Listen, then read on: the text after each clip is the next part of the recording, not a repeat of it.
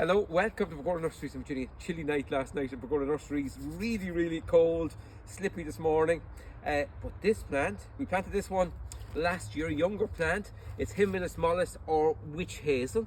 Now we have some great strong plants that can be planted out from now. They've got yellow flowers in late winter and early spring when you have very little else in your garden. Well worth finding a spot for them.